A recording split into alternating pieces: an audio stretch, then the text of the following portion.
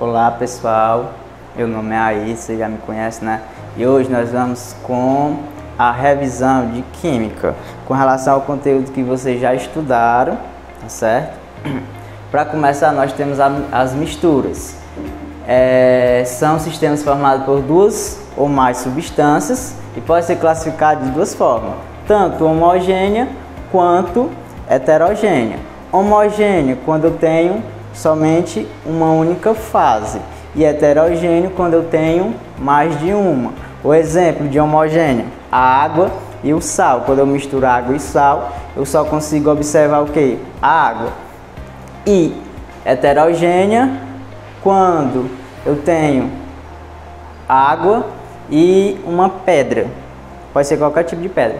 Eu consigo observar o que? Tanto a água quanto a pedra naquele determinado objeto que eu vou ter ali. Como aqui diz, a diferença entre elas é que a mistura homogênea é uma substância, uma solução que apresenta uma única fase, enquanto a heterogênea pode apresentar duas ou mais. Uma mistura pode ser também composta por uma única substância, em diferentes estados físicos, como temos a água e o gelo, que é mistura homogênica bifásica constituída apenas por H2O. Nós temos aqui a substância que temos a água e o gelo juntos. Então aqui eu tenho duas substâncias totalmente diferentes, que é chamada substância bifásica. Bifásica, duas fases, a água e o óleo. A água e o óleo não se misturam, sendo assim, é uma substância que apresenta duas fases e cada uma é composta por uma substância diferente. Então, a água e o óleo, como elas não conseguem se misturar de maneira alguma, eu vou ter duas fases a partir do momento que eu consigo observar elas.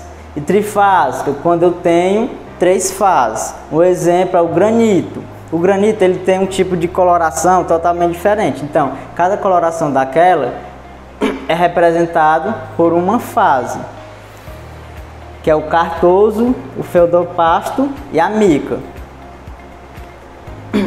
Os elementos químicos com relação à tabela periódica são classificados em 5 grandes grupos: os metais, ametais ou não metais, semimetais, os gases nobres e o hidrogênio. Essa divisão pode ser vista por cores na tabela periódica abaixo. Se vocês observarem, aqui está a distribuição dos metais, ametais, hidrogênio, os gases nobres.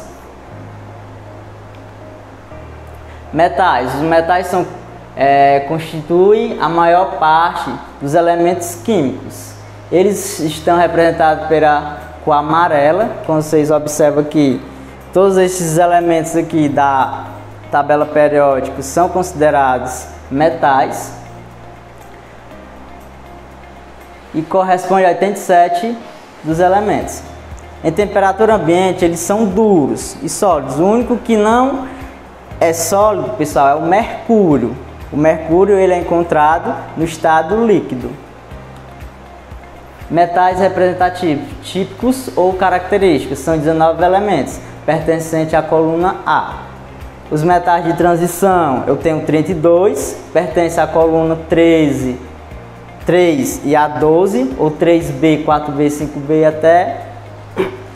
Metais de transição são 26 elementos, lactinídeos e actinídeos, e 10 metais não se encaixam em nenhum deles, que são aqueles últimos elementos que você encontra na tabela periódica. Ametais ou não metais são os 11 elementos indicados na tabela acima, como carbono, nitrogênio, fósforo, oxigênio, enxofre, selênio, flúor, cloro, o bromo, o iodo e o astato. Semimetais está na nomenclatura em desuso, pois o PAC não reconhece mais essa classificação desde 1986. Os gases nobres representam os elementos da família 18, são os últimos elementos da tabela periódica, que que é o hélio, o neônio, o argônio, o criptônio, o xenônio, o radônio. Esses são os únicos gases que eles são conhecidos como nobres por conta que eles não se misturam com nem outro gás. O hidrogênio, este elemento não se enquadra em nenhum grupo da tabela periódica, por isso ele fica separado e é o primeiro. Se vocês observarem a tabela periódica, vocês vão encontrar.